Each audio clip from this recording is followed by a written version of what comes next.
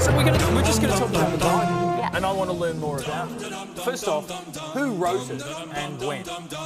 Some people think that Moses wrote it, which he didn't, because Moses didn't exist. So then you have to think, well, who did write it? And it's basically a collection of different authors from centuries and centuries. So probably with the Hebrew Bible or Old Testament, you're talking about at least 500 years in the making. With the New Testament, you're talking about probably 150 to 200 years in the making. But basically, it was all written by men with daddy issues. So here's the thing. There are people right now writing complaint letters just on the first answer to the first question. Right, so I'm wondering, why is taking a historical approach to the Bible so controversial? It's controversial because when you do take a historical approach, so look at the archaeological evidence for sort of events or people described in the Bible, it's very hard to find corroborating evidence to support the biblical claims about the past. So once you start saying, did this actually happen or not? So was Jonah swallowed by a big fish? Obviously, no, he wasn't swallowed by a big fish. Was there an exodus from Egypt? No, there wasn't an exodus. So once you start doing that, then you have to start doubting the credibility of all the other claims that the Bible makes. And that's why people get annoyed, because for some reason, people like to think that the Bible's true. That sounds kind of dum dum dum dum dum. In the Bible, Joshua fought the Battle of Jericho, but we didn't know if there was a Jericho until it was discovered by archaeologists. This lets us know that there is more information in myth than we might have thought.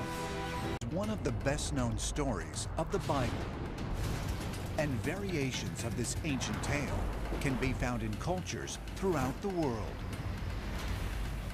From ancient Hindu teachings and Mesopotamian legends to Mesoamerican myths, it is written that the gods sent a powerful flood to wipe out all of humanity. God is angry at human beings because human beings have not been behaving properly. They have been violating God's laws. Certainly the most famous of these is the legend of Noah. In Genesis, God becomes so disgusted with the behavior of his creation that he says he repenteth of making them. And he brings forth the deluge. In stories much older than the story of Noah, in the story of Gilgamesh, the Sumerian legend, the Council of Gods brought the flood.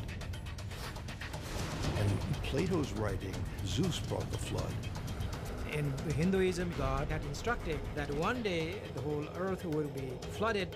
When that happens, you build a boat and you gather the people, some animals, and I will save you. The story of the Great Flood is often considered to be mythological. But similar stories of a cataclysmic flood can be found in approximately 1,200 different cultures around the world. And many anthropologists say that because these stories are so numerous and date back thousands of years, it is unlikely that they originated from a single source. When we find similar myths all over the world, like the myth of the flood, then we have to ask ourselves, are these things that human beings came up with independently? Because, let's say, there was a great flood in ancient history that has been memorialized in people's mythologies because it was such a cataclysmic event that people looked for a religious explanation for it. The fact that there are ancient stories that speak of the same flood, it almost leads into that direction that at some point, some cataclysm happened that not just affected one geographic area of the world, but the entire planet.